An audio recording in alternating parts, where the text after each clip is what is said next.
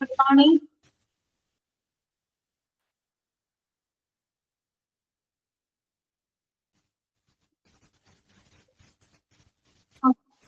Krishna, good morning. Donna, good morning.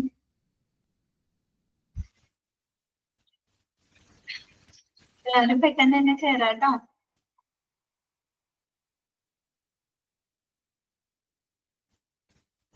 എന്താണ് Monday ആയിട്ട് എല്ലാവരും ബ്രേക്ക്ഫാസ്റ്റ് ഒക്കെ കഴിഞ്ഞ എല്ലാവരുടെയും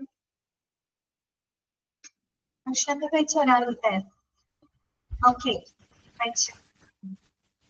പിന്നെ 2 ദിവസമൊക്കെ എങ്ങനെയുണ്ടായിരുന്നു? വായിച്ചൊക്കെ നോക്കിയോ?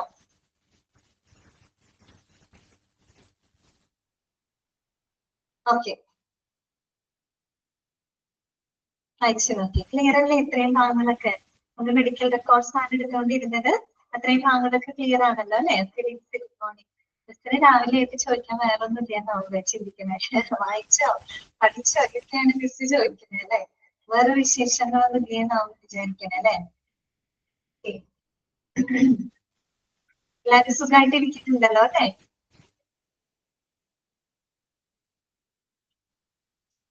ഓക്കെ,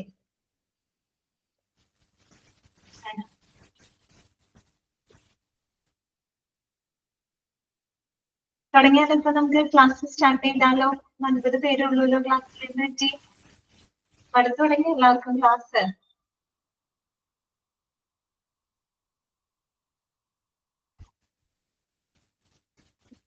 ശരി, അപ്പൊ നമുക്ക് തുടങ്ങാം കേട്ടോ. ഇന്നത്തെ ക്ലാസ് നമുക്ക് സ്റ്റാർട്ട് ചെയ്യാം. അപ്പൊ നമ്മള് കഴിഞ്ഞ ക്ലാസ്സില് ഇതാണ് മെഡിക്കൽ റെക്കോർഡ്സ് അല്ലെ? മെഡിക്കൽ റെക്കോർഡ്സിന്റെ പ്രൊസീജിയേഴ്സ് ആൻഡ് പോളിസീസ് ആണ് നമ്മൾ കണ്ടുകൊണ്ടിരുന്നത് അല്ലെ? ഓക്കെ, എത്രയും ഭാഗങ്ങളൊക്കെ ക്ലിയർ ആയെന്ന് വിചാരിക്കുന്നു. മിസ്സിംഗ് റെക്കോർഡ് ആയി കഴിഞ്ഞാൽ എന്തൊക്കെയാണ് ചെയ്യേണ്ടത്? അതുപോലെ തന്നെ ഒരു രോഗിക്ക് തന്നെ ഒന്നിൽ കൂടുതൽ റെക്കോർഡ്സുകൾ വരുമ്പോൾ നമ്മൾ പ്രയോറിറ്റി അനുസരിച്ചിട്ട് വേണം നമ്മൾ ഒരു റെക്കോർഡിന് നിലനിർത്തിക്കൊണ്ട് മറ്റുള്ള റെക്കോർഡ്സിന് നമ്മൾ എന്ത് ചെയ്യണം? റിജക്ട് ചെയ്യണം അല്ലെ? അപ്പൊ അതിന് പ്രയോറിറ്റി അനുസരിച്ചുകൊണ്ടാണ് ചെയ്യുക. അങ്ങനെയുള്ള കാര്യങ്ങളൊക്കെ നമ്മൾ പറഞ്ഞു. പിന്നെ റെക്കോർഡ്സിന്റെ സപ്ലൈയുമായിട്ട് ബന്ധപ്പെട്ട കാര്യങ്ങൾ പഠിച്ചു. പിന്നെ എന്താണ് റിലീസ് ഓഫ് ഇൻഫർമേഷൻ, പിന്നെ role of release of information അല്ലെ? ഇത്രയും വരെയാണ് നമ്മൾ കഴിഞ്ഞ ക്ലാസ്സിൽ പറഞ്ഞു നിർത്തിയത്. ഓക്കെ, അപ്പൊ അതൊക്കെ ക്ലിയർ ആണെന്ന് വിചാരിക്കുന്നു കേട്ടോ. ബാക്കിയുള്ള ഭാഗങ്ങളൊക്കെ നമുക്ക് നോക്കാം. ഇനി നമുക്ക് പഠിക്കാനായിട്ടുള്ളത് മെഡിക്കൽ റെക്കോർഡുകളിലെ കണ്ടന്റുകളെ പറ്റിയിട്ടാണ് കേട്ടോ. കണ്ടന്റ് ഓഫ് മെഡിക്കൽ റെക്കോർഡ്സ്, അതായത് ഒരു മെഡിക്കൽ റെക്കോർഡിൽ ഉൾപ്പെടുത്തേണ്ട കണ്ടന്റുകൾ എന്തൊക്കെയാണ്, അതിനെ പറ്റിയിട്ടാണ് ഇനി നിങ്ങൾ ഡിസ്കസ് ചെയ്യാനായിട്ട് പോകുന്നത് കേട്ടോ. അപ്പൊ എളുപ്പമായിട്ടുള്ള കാര്യങ്ങളാണ്. അപ്പോ ഈ മെഡിക്കൽ റെക്കോർഡിൽ ഉൾപ്പെടുത്തുന്ന കണ്ടന്റുകൾ നമുക്ക് പ്രധാനമായിട്ടും 2 കാറ്റഗറൈസ് ചെയ്തിട്ടാണ് നമ്മൾ അതിനെ പഠിക്കുന്നത്. 2 കാറ്റഗറിയിലായിട്ടാണ് നമ്മൾ അതിനെ പഠിക്കുന്നത്. ഒന്നാമത്തെ കാറ്റഗറി എന്ന് പറഞ്ഞാൽ ഡാറ്റ റിലേറ്റഡ് വിത്ത് അഡ്മിനിസ്ട്രേഷൻ, അഡ്മിനിസ്ട്രേഷനുമായിട്ട് ബന്ധപ്പെട്ട ഡാറ്റകൾ. അതാണ് മെഡിക്കൽ റെക്കോർഡിന് ഒരു കണ്ടന്റ് എന്ന് പറയുന്നത്. ഓക്കെ, രണ്ടാമത്തെന്ന് പറഞ്ഞാൽ ക്ലിനിക്കൽ ഡാറ്റയാണ്. ഇതാണ് ക്ലിനിക്കൽ ഡാറ്റ. ഓക്കെ, അങ്ങനെ 2 കണ്ടന്റ്, 2 കാറ്റഗറൈസ് ചെയ്തിട്ടാണ് നമ്മൾ അതിനെ പഠിക്കുന്നത് കേട്ടോ. അപ്പോ മെഡിക്കൽ റെക്കോർഡിലെ കണ്ടന്റുകളാണ്. കണ്ടന്റുകൾ പ്രധാനമായിട്ടും നമ്മൾ 2 കാറ്റഗറി ആയിട്ടാണ് തിരിച്ചിരിക്കുന്നത്. ഇതൊക്കെയാണ് ഒന്ന് ഡാറ്റ റിലേറ്റഡ് വിത്ത് അഡ്മിനിസ്ട്രേഷൻ, അഡ്മിനിസ്ട്രേഷനുമായിട്ട് ബന്ധപ്പെട്ട ഡാറ്റകളും മറ്റൊന്ന് എന്താണ് ക്ലിനിക്കൽ ഡാറ്റയാണ് കേട്ടോ. എന്താണ് ക്ലിനിക്കൽ ഡാറ്റകൾ. ഓക്കെ, അപ്പൊ നമുക്ക് ഓരോന്നും എന്തൊക്കെയാണെന്ന് നോക്കാം. ഇതിന് ഓൾ മ്യൂട്ട് ചെയ്യാനായിട്ടോ.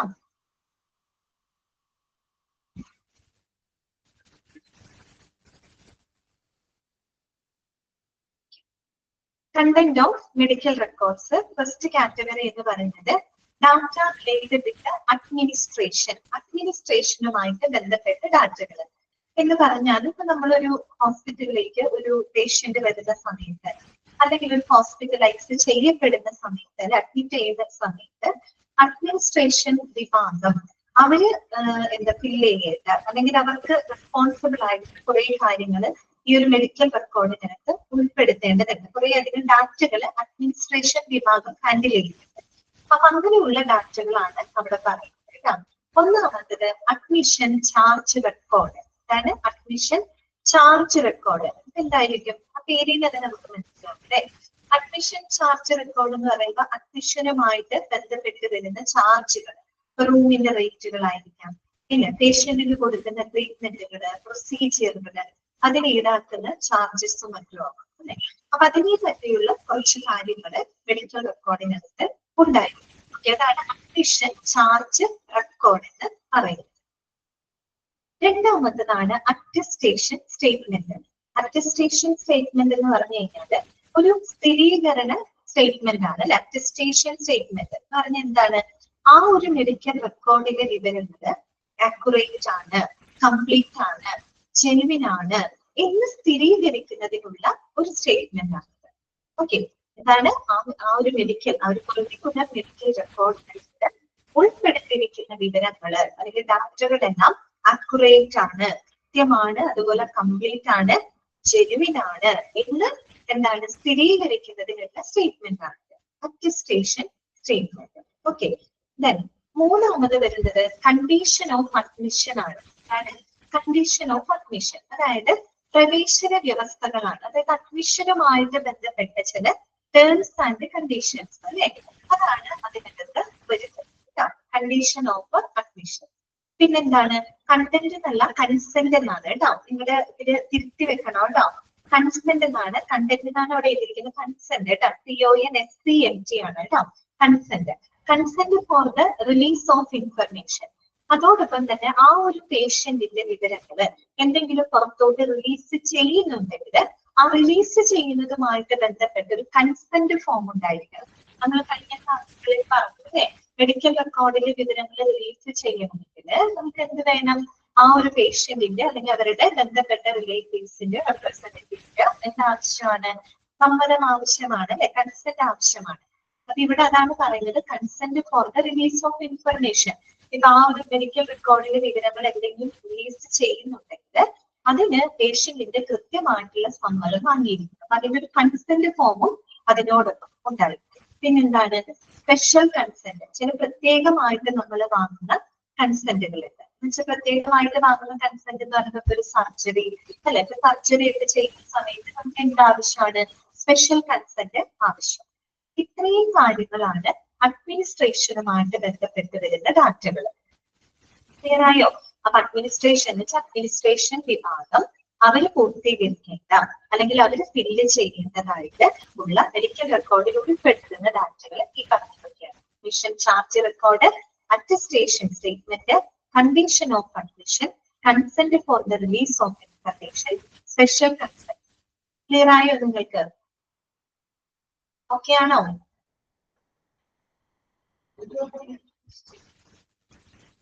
നമുക്ക് ഓരോന്നും എന്തൊക്കെയാണെന്നത് ജസ്റ്റ് നോക്കാം കേട്ടോ. ആദ്യം വരുന്നത് records related with admission or discharge. Admission അഥവാ ഡിസ്ചാർജുമായിട്ട് ബന്ധപ്പെട്ട് വരുന്ന റെക്കോർഡ്സില് എന്തൊക്കെ കാര്യങ്ങളാണ് നമ്മൾ ഉൾപ്പെടുത്തേണ്ടത്? ഇത് ബൈഹാർട്ടൊന്നും ചെയ്യേണ്ടത്, നമ്മൾ അറിഞ്ഞിരുന്നാൽ മതി കേട്ടോ. എന്തൊക്കെ കാര്യങ്ങളാണ് ഉണ്ടായിരിക്കുക? Basic identification and financial data. Basic identification and financial data അതായത് ആ രോഗിയുടെ ഐഡന്റിഫിക്കേഷനുമായിട്ട് ബന്ധപ്പെട്ട എല്ലാ ബേസിക് ഡാറ്റയും, അതായത് ആ രോഗിയുടെ പേര്, അവരുടെ അഡ്രസ്, അവരുടെ ലൊക്കാലിറ്റി, അവരുടെ ജെൻഡർ ഐഡന്റിറ്റി, അങ്ങനെ അതുപോലെ തന്നെ അവരുടെ എല്ലാവിധ എന്താ പറയാ ബാക്ക്ഗ്രൗണ്ടുകൾ അല്ലെ. അങ്ങനെ ആ ഒരു രോഗിയുടെ ഐഡന്റിഫിക്കേഷനുമായിട്ട് ബന്ധപ്പെട്ട എല്ലാ ബേസിക് ഡാറ്റകളും അതിനോടൊപ്പം ഉണ്ടായിരിക്കും. ആൻഡ് ഫിനാൻഷ്യൽ ഡാറ്റ അതായത് സാമ്പത്തികമായിട്ടുള്ള വിവരങ്ങളുണ്ടാവും. അതായത് ഇപ്പൊ ആ ഒരു പേഷ്യന്റിന് എന്തെങ്കിലും ഹെൽത്ത് ഇൻഷുറൻസോ കാര്യങ്ങളോ ഉണ്ടെങ്കിൽ, അല്ലെങ്കിൽ ചില ആളുകൾക്ക് ഇപ്പൊ പിന്നോക്ക വിഭാഗത്തിൽപ്പെട്ട ആളുകൾക്ക് വല്ല സാമ്പത്തിക ഇപ്പൊ ESIയോ അല്ലെങ്കിൽ വല്ല RSDY കാർഡുകളോ അല്ലെ, അങ്ങനെയൊക്കെയുള്ള ബെനിഫിറ്റുകൾക്കുള്ള ആളുകൾ ഉണ്ടായിരിക്കും അല്ലെ. അതായത് ഇൻഷുറൻസ് സംബന്ധമായിട്ട്, ദാറ്റ് മീൻസ് അവരുടെ ഹെൽത്ത് ഇൻഷുറൻസ് കാര്യങ്ങളൊക്കെ ഉള്ളവരാണെങ്കിൽ അവരുടെ തരത്തിലുള്ള ഫിനാൻഷ്യൽ ഡാറ്റകളും അതിനോടൊപ്പം തന്നെ രേഖപ്പെടുത്തുന്നുണ്ട്. അത്തരം വിവരങ്ങളാണ് അതിനകത്ത് ഉണ്ടായിരിക്കുക കേട്ടോ.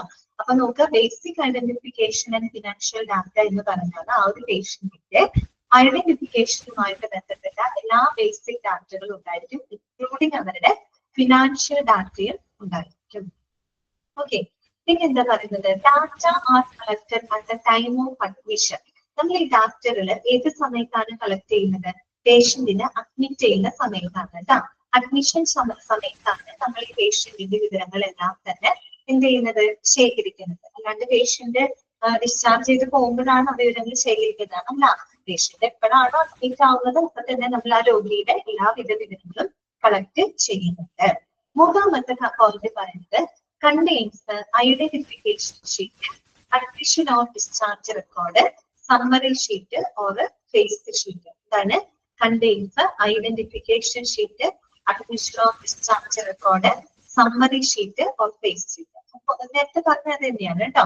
അപ്പൊ അതിനകത്ത് ഐഡന്റിഫിക്കേഷൻ ഷീറ്റ് ഉണ്ടാവും, പേഷ്യന്റിന്റെ ഐഡന്റിറ്റി ആയിട്ട് ബന്ധപ്പെട്ടത്. പിന്നെ അഡ്മിഷൻ ഡിസ്ചാർജ് റെക്കോർഡ് നമ്മൾ നേരത്തെ പറഞ്ഞത്, summary sheet or face sheet രണ്ടും സെയിം തന്നെയാണ്. രോഗിയുടെ ബേസിക് ആയിട്ട് എല്ലാ വിവരങ്ങളും രേഖപ്പെടുത്തുന്ന സമ്മറി ഷീറ്റ് ഒക്കെ ഉണ്ടായിരിക്കും കേട്ടോ. ഇത്രയും ഇതിനകത്ത് മനസ്സിലാക്കാനായിട്ട്. ഇതൊക്കെ വിവരങ്ങളാണ് ഇതിനകത്ത് ഉൾപ്പെടുത്തുന്നത്, ഡാറ്റകളാണ് അവിടെ ഉൾപ്പെടുത്തുന്നത്. ഓക്കെ, നെക്സ്റ്റ് വരുന്നതാണ് കണ്ടീഷൻ ഓഫ് അഡ്മിഷൻ. അല്ലെ, ഇവിടെ നമ്മൾ പറഞ്ഞൊരു കാര്യമാണ് കണ്ടീഷൻ ഓഫ് അഡ്മിഷൻ. അതായത് അഡ്മിഷനുമായിട്ട് ബന്ധപ്പെട്ട് ടേംസ് ആൻഡ് കണ്ടീഷൻസ്, പ്രവേശന വ്യവസ്ഥ എന്ന് പറയുന്നു. അതായത് the back of admission of discharge sheet is often used for the condition of admission. ബ്രാക്കറ്റിൽ പറയുന്നുണ്ട് അഡ്മിഷൻ കൺസെന്റ്. അതായത് നമ്മൾ ഈ ഇപ്പൊ പറഞ്ഞ അഡ്മിഷൻ ഷീറ്റ് ഉണ്ടല്ലോ, അഡ്മിഷൻ ഷീറ്റ് ആവാം അല്ലെങ്കിൽ ഡിസ്ചാർജ് ഷീറ്റ് ആവാം. അതിന്റെ പുറം ഭാഗത്തായിട്ട് അതിന്റെ ബാക്ക് സൈഡിലായിട്ടാണ് നമ്മൾ ആ ഒരു അഡ്മിഷന്റെ ടേംസ് ആൻഡ് കണ്ടീഷൻസ് രേഖപ്പെടുത്തുന്നത്. മനസ്സിലായോ? അഡ്മിഷന്റെ ഫോം ഉണ്ടായിരുന്നല്ലോ, ആ ഫോമിൽ നമ്മൾ രോഗിയുടെ എല്ലാ വിവരങ്ങളും രേഖപ്പെടുത്തുന്നുണ്ട്. ബേസിക് ആയിട്ട് എല്ലാ ഐഡന്റിഫിക്കേഷൻ ഡാറ്റകളും ഫിനാൻഷ്യൽ ഡാറ്റകളൊക്കെ രേഖപ്പെടുത്തുന്നുണ്ട്. ആ അഡ്മിഷൻ ഫോമിന്റെ പുറകുവശത്തായിട്ടാണ് നമ്മൾ ആ അഡ്മിഷനുമായിട്ട് ബന്ധപ്പെട്ട ടേംസ് ആൻഡ് കണ്ടീഷൻസുകളൊക്കെ രേഖപ്പെടുത്തുന്നത്. ചുരുക്കി പറഞ്ഞാൽ എന്താണ് അഡ്മിഷൻ കൺസെന്റ് ആണ്. അതായത് അഡ്മിഷൻ എടുക്കാം എന്നുള്ള രോഗിയുടെ കൺസെന്റ്, സമ്മതമാണ് അവിടെ രേഖപ്പെടുത്തുന്നത് കേട്ടോ. പിന്നെ ഈ ഒരു പ്രവേശനവുമായിട്ട് ബന്ധപ്പെട്ട ചില ടേംസ് ആൻഡ് കണ്ടീഷൻസുകളൊക്കെ ഉണ്ടാവും. അത് ഈ അഡ്മിഷൻ ഷീറ്റിന്റെ ബാക്ക് സൈഡിലായിട്ട് രേഖപ്പെടുത്തും. ഓക്കെ, പിന്നെന്താണ്, it shows the patient agrees to receive routine care.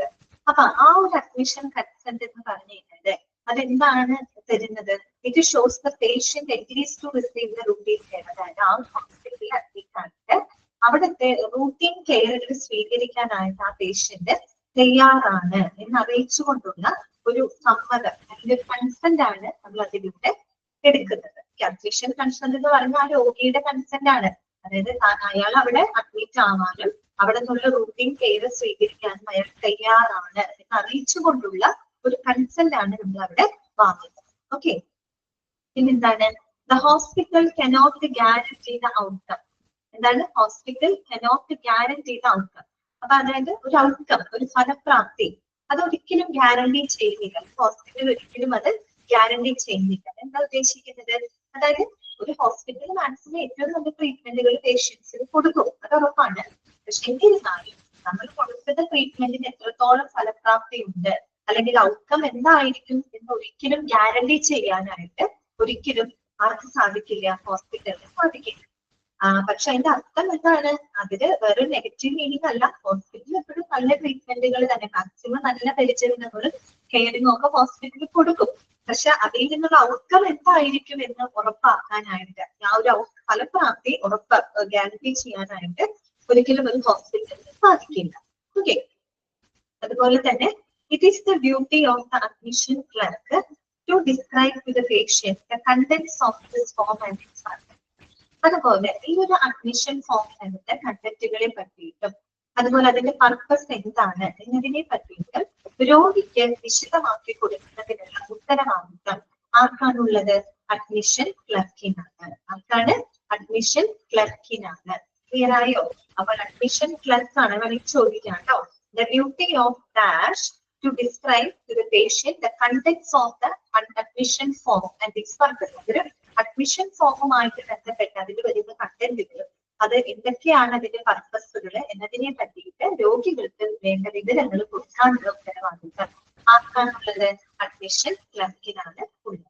Okay, clear ആയോ പറഞ്ഞ കാര്യങ്ങൾ? ഓക്കെ ആണോ? ഓക്കെ, ജസ്റ്റ് ഒന്ന് വായിച്ചു നോക്കാമോ? ഇത്ര എടുത്ത കാര്യങ്ങളൊന്നും ജസ്റ്റ് ഒന്ന് ഓടിച്ച് വായിച്ചു നോക്കാം.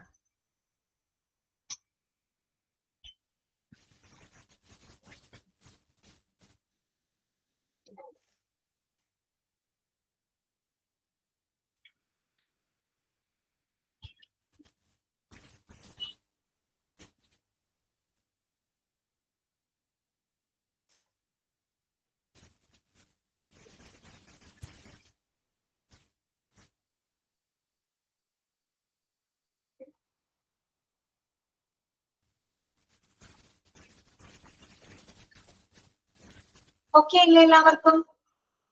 മനസ്സിലായില്ലേ? നമ്മൾ അഡ്മിനിസ്ട്രേഷനുമായിട്ട് ബന്ധപ്പെട്ട ഡാറ്റകളാണ് പറയുന്നത് കേട്ടോ. അടുത്തത് കേട്ടോ. നെക്സ്റ്റ് നമുക്ക് പഠിക്കാനുള്ളത് concept of the release of information. അതായത് ഇപ്പൊ മെഡിക്കൽ റെക്കോർഡിന്റെ വിവരങ്ങൾ റിലീസ് ചെയ്യുന്നതുമായിട്ട് ബന്ധപ്പെട്ട കൺസെന്റ് വാങ്ങിയിരിക്കണം അല്ലെ. ഇപ്പൊ ചിലപ്പോ എല്ലാ കേസിനും ചില ഇൻഫർമേഷൻ റിലീസ് ചെയ്യേണ്ടതായിട്ട് വരില്ല. പക്ഷെ ഇപ്പോ മെഡിക്കോ ലീഗൽ കേസുകളൊക്കെയാണെന്ന് വിചാരിക്കും. അങ്ങനെയൊക്കെയുള്ള വലിയ കേസുകളുമായിട്ടൊക്കെ ബന്ധപ്പെട്ട് ചിലപ്പോൾ നമുക്ക് പേഷ്യന്റിന്റെ ചില വിവരങ്ങൾ പോലീസിനെയോ അല്ലെങ്കിൽ ചിലപ്പോൾ കോടതിയിലെയോ ഒക്കെ അറിയിക്കേണ്ടതായിട്ട് വരും.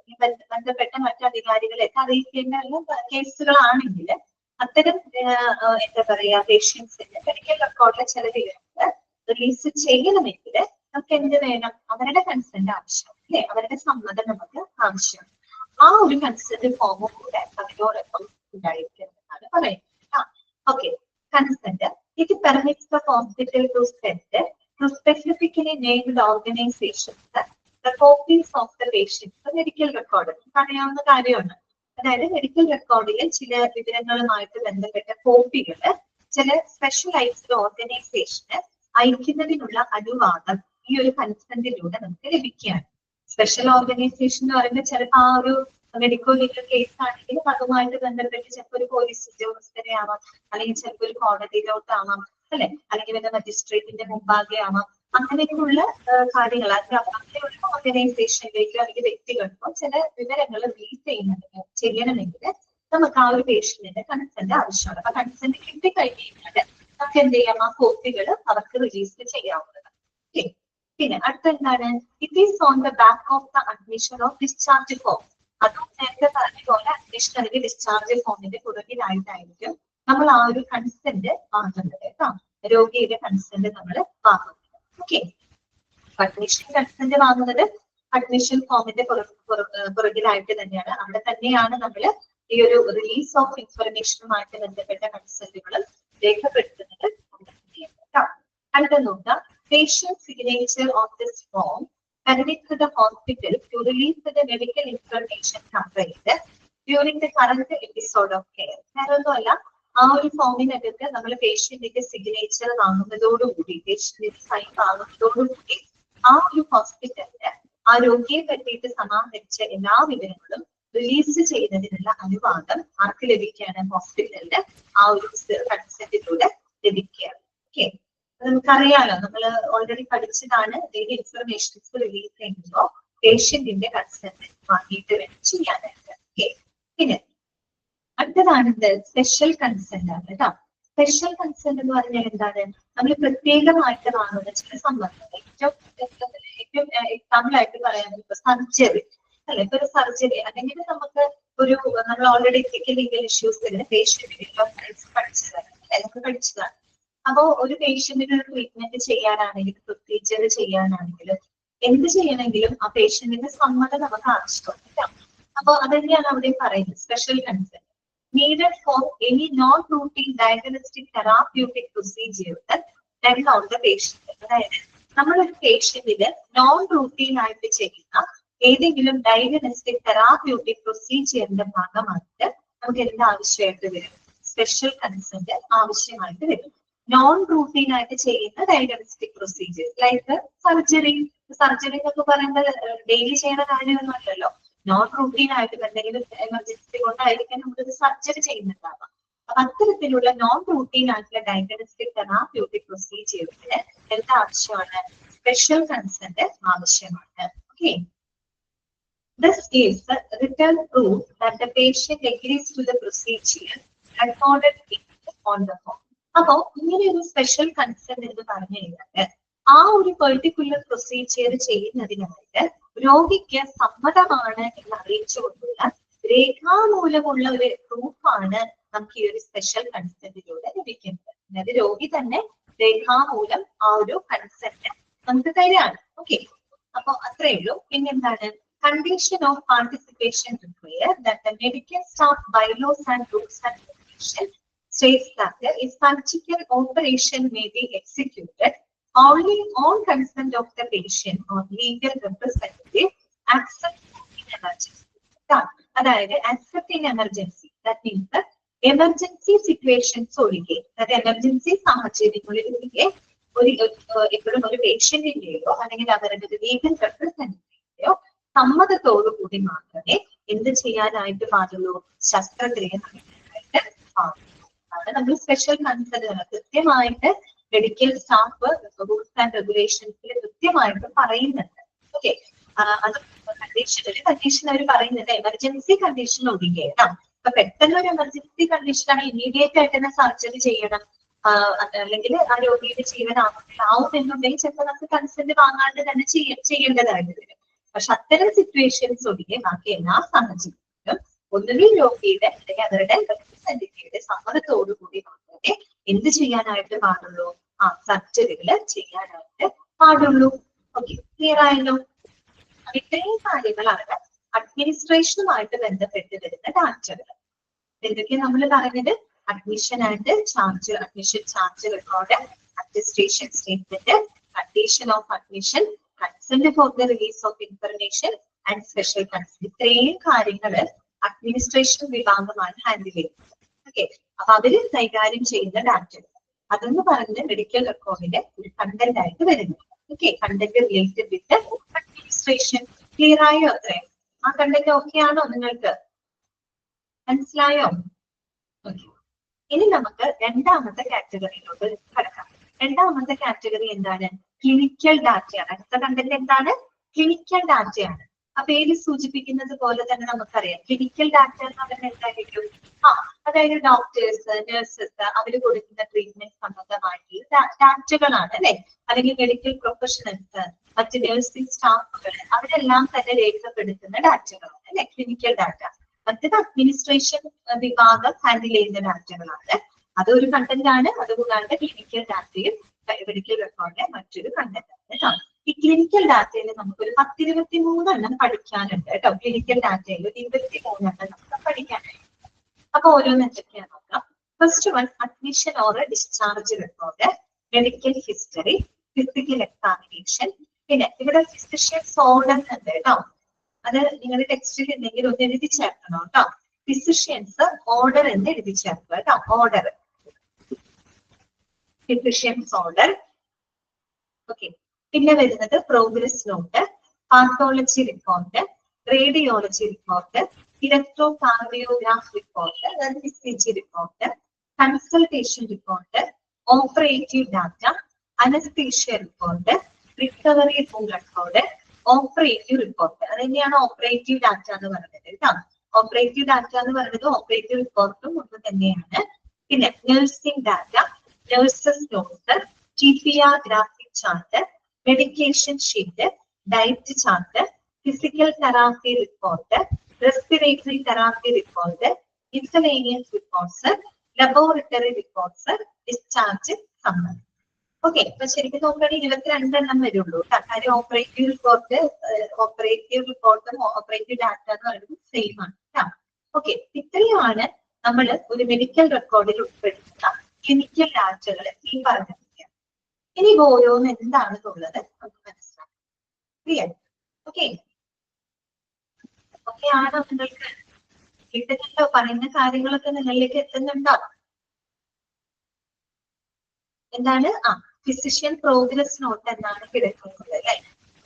ഫിസിഷ്യൻ പ്രോഗ്രസ് നോട്ട് എന്നല്ല കേട്ടോ, ഫിസിഷ്യൻസ് ഓർഡർ എന്നാണ് വരുന്നത് കേട്ടോ. പ്രോഗ്രസ് നോട്ട് രണ്ടാമത്തെ പോയിന്റ് ആയിട്ടാണ് കിടക്കുന്നത് കേട്ടോ. അത് വേറൊരു സംഭവമാണ്. പ്രോഗ്രസ് നോട്ട് എന്ന് പറഞ്ഞ് വേറൊന്നാണ് കേട്ടോ. നിങ്ങൾ ഇവിടെ ഫിസിഷ്യൻസ് പ്രോഗ്രസ് നോട്ട് എന്നുള്ള കേട്ടോ, അത് വെക്കാം. ഫിസിഷ്യൻസ് ഓർഡർ എന്നാണ്. പ്രോഗ്രസ് നോട്ടിന് വേണ്ടിയിട്ട് ഓർഡർ എന്നാക്കാം. പ്രോഗ്രസ് നോട്ട് വേറെ പോയിന്റ് ആയിട്ടുണ്ട് കേട്ടോ. ഓക്കെ,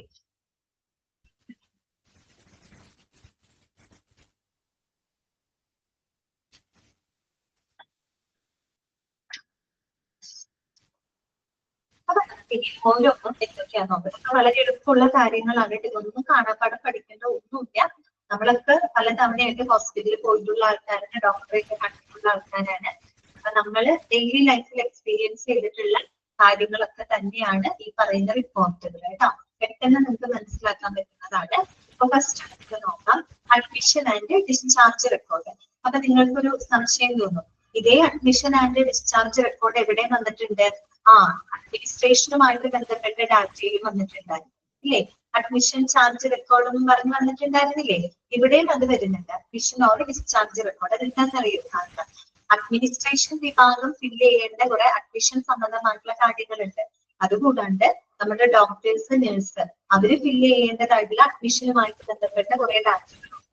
അപ്പൊ രണ്ടും വരുന്നുണ്ട്. അഡ്മിഷൻ ചാർജ് ഡിസ്ചാർജ് റെക്കോർഡ് എന്ന് പറയുന്നത് അഡ്മിനിസ്ട്രേഷനുമായിട്ട് ബന്ധപ്പെട്ട ഡാറ്റകളും അതിനകത്ത് രേഖപ്പെടുത്തുന്നുണ്ട്, ക്ലിനിക്കൽ ഡാറ്റയും രേഖപ്പെടുത്തുന്നുണ്ട്. ദാറ്റ് മീൻസ് ഡോക്ടർമാര് അഡ്മിഷനുമായിട്ട് ബന്ധപ്പെട്ട് കുറെ കാര്യങ്ങൾ അവർക്കും രേഖപ്പെടുത്താനുണ്ട്. അതുകൊണ്ടാണ് രണ്ടും കോമൺ ആയിട്ട് രണ്ടിലും വന്നിട്ടുള്ളത് കേട്ടോ. അപ്പൊ നോക്കാം, അഡ്മിഷൻ ആൻഡ് ഡിസ്ചാർജ് റെക്കോർഡ് കേട്ടോ. എന്തൊക്കെയാണ് നമ്മൾ അതിനകത്ത് ഉൾപ്പെടുത്തുന്ന കാര്യങ്ങൾ എന്തൊക്കെയാണ് കേട്ടോ. First one, it includes the statement of diagnosis and procedures. Underline ചെയ്ത് വെക്കുക കേട്ടോ. Admission and discharge record includes the statement of diagnosis and procedures. അതായത് നമ്മുടെ രോഗനിർണയത്തിനെ പറ്റിയിട്ടും അതുപോലെ നമ്മൾ രോഗിയിൽ ചെയ്യുന്ന പ്രൊസീജിയേഴ്സ്, നടപടിക്രമങ്ങളെ പറ്റിയിട്ടുള്ള വിശദാംശങ്ങൾ എന്തിനകത്ത് രേഖപ്പെടുത്തുന്നുണ്ട്? Admission discharge റെക്കോർഡിനകത്ത് രേഖപ്പെടുത്തുന്നുണ്ട്. അതാരെങ്കിലും രേഖപ്പെടുത്തുന്നുണ്ടാവാം, അവരെ കൺസൾട്ട് ചെയ്യുന്ന, അവരെ ചികിത്സിക്കുന്ന ഡോക്ടർ ആയിരിക്കും. അതുകൊണ്ടാണ് അത് ക്ലിനിക്കൽ ഡാറ്റയിൽ വന്നത്. ഇതേ അഡ്മിഷൻ റെക്കോർഡ് എവിടെയും വരുന്നുണ്ട്, അഡ്മിനിസ്ട്രേഷൻ ഡാറ്റയിലും വരുന്നുണ്ട്. കാരണം അഡ്മിനിസ്ട്രേഷൻ വിഭാഗത്തിൽ ചെയ്ത കുറെ കാര്യങ്ങളുണ്ട് അല്ലെ. അഡ്മിഷന്റെ ചാർജ്, അഡ്മിഷന്റെ ടേംസ് ആൻഡ് കണ്ടീഷൻസ് ഒക്കെ ഉൾപ്പെടുത്തേണ്ട അഡ്മിനിസ്ട്രേഷൻ വിഭാഗമാണ്. അതോടൊപ്പം അഡ്മിഷനുമായിട്ട് ബന്ധപ്പെട്ട് ഒരു ഡോക്ടർ രേഖപ്പെടുത്തേണ്ട വിവരങ്ങളാണ് ഈ പറയുന്ന ഡയഗ്നോസിസും പ്രൊസീജിയേഴ്സും അല്ലെ. രോഗിയുടെ എന്ത് രോഗനിർണയമാണ്, എന്താണ് ഡയഗ്നോസിസ് എന്നുള്ളതും അതിൽ എന്ത് പ്രൊസീജിയേഴ്സ് ആണ് നടത്തുന്നത്, എന്തിനെ പറ്റിയിട്ടുള്ള വിശദാംശങ്ങൾ ഇതിനകത്ത് ഉൾപ്പെടുത്തുന്നുണ്ട്. ഓക്കെ, അടുത്ത നോക്കിയേ, attending physician. അണ്ടർലൈൻ ചെയ്യാം. Attending physician is liable for giving and authenticating the information. അപ്പൊ അത്തരത്തിലുള്ള ഇൻഫർമേഷൻസ് കൊടുക്കുന്നതിനും അതിന്റെ ഓതന്റിക്കേഷൻ, ആധികാരികത, അതിന്റെ ജെന്യുവിനിറ്റി ഉറപ്പാക്കേണ്ടതും ആരാണ്? അവരെ ട്രീറ്റ് ചെയ്യുന്ന ഡോക്ടറാണ്. അറ്റൻഡിങ് ഫിസിഷ്യൻ ആണത് രേഖപ്പെടുത്തേണ്ടത്. അദ്ദേഹത്തിനാണ് അറിയാൻ പറ്റുക അല്ലെ ആ രോഗിയുടെ കണ്ടീഷൻ എന്താണെന്നും എന്താണ് അയാളുടെ രോഗമെന്നും എന്ത് പ്രൊസീജിയേഴ്സ് ആണ് ചെയ്യുന്നതെന്നും കൃത്യമായിട്ട് അറിയാൻ കഴിയും അവരെ ചികിത്സിക്കുന്ന ഡോക്ടർക്കല്ലേ. അപ്പൊ ഡോക്ടറാണ് അങ്ങനെയുള്ള വിവരങ്ങൾ രേഖപ്പെടുത്തേണ്ടത്, അതിന്റെ ഓതന്റിക്കേഷൻ ഒക്കെ ഉറപ്പുവരുത്തേണ്ടത് അറ്റൻഡിങ് ഡോക്ടറാണ്. ഓക്കെ, പിന്നെന്താണ്? All diagnosis and procedures well written in full without symbols and abbreviation. അടുത്ത കണ്ടീഷൻ എന്താ പറയുന്നത്? എല്ലാ പ്രൊസീജിയറുകളായിക്കോട്ടെ, ഡയഗ്നോസിസ് ആയിക്കോട്ടെ, അത് വ്യക്തമായിട്ട്, അതായത് നമ്മൾ വേറെ സിംബലുകളോ അബ്രീവിയേഷൻസോ ഒന്നും ഉപയോഗിക്കാതെ ക്ലിയർ ആയിട്ട് വ്യക്തമായിട്ട് ഇവിടെ രേഖപ്പെടുത്തിയിരിക്കണം. Admission discharge റെക്കോർഡിനകത്ത് രേഖപ്പെടുത്തിയിരിക്കണം. അവിടെ ഒരിക്കലും നമ്മൾ അബ്രീവിയേഷൻസ് യൂസ് ചെയ്യാൻ പാടില്ല, സിംബലുകൾ യൂസ് ചെയ്യാൻ പാടില്ല. ഡയഗ്നോസിസ് പ്രൊസീജിയറുകളൊക്കെ നമ്മൾ ഫുൾ ആയിട്ട് തന്നെ എഴുതണം, വ്യക്തമായിട്ടും കൃത്യമായിട്ടും എഴുതി ചേർക്കണം. ഒരിക്കലും അവിടെ സിംബലുകളോ അബ്രീവിയേഷൻസ് ഉപയോഗിച്ചുകൊണ്ട് എഴുതാനായിട്ട് പാടില്ല. അതൊക്കെ നമുക്കൊന്ന് മനസ്സിൽ ഓർത്ത് വെക്കാവുന്ന കാര്യങ്ങളാണ്. അഡ്മിഷൻ ആൻഡ് ഡിസ്ചാർജ് റെക്കോർഡിനകത്ത് നമ്മൾ എന്തൊക്കെ വിവരങ്ങളാണ് ഉൾപ്പെടുത്തുന്നത്? ആ രോഗിയുടെ ഡയഗ്നോസിസും പ്രൊസീജിയറും സംബന്ധമായുള്ള വിശദാംശങ്ങൾ അതിനകത്ത് രേഖപ്പെടുത്തുന്നു. ആരാണ് രേഖപ്പെടുത്തുന്നത്? അതിന്റെ ഓതന്റിക്കേഷൻ ആരാണ് ഉറപ്പുവരുത്തേണ്ടത്? ആ ഒരു പേഷ്യന്റിനെ ചികിത്സിക്കുന്ന ഡോക്ടറാണ് അല്ലെ, അറ്റൻഡിങ് ഫിസിഷ്യൻ ആണ്. ഇനി എങ്ങനെയാണ് നമ്മൾ ഈ ഡയഗ്നോസിസും പ്രൊസീജിയേഴ്സ് രേഖപ്പെടുത്തേണ്ടത്? അത് സിംബലുകളോ അബ്രീവിയേഷൻസോ ഒരു കാരണവശാലും ഉപയോഗിക്കരുത്. എല്ലാ ഡയഗ്നോസിസും പ്രൊസീജിയറുകളും വ്യക്തമായിട്ട് കൃത്യമായിട്ട് എഴുതി തന്നെ അതിനകത്ത് രേഖപ്പെടുത്തിയിരിക്കണം. ഓക്കെ, ക്ലിയറായോ പറഞ്ഞ കാര്യങ്ങള്? ആയോ?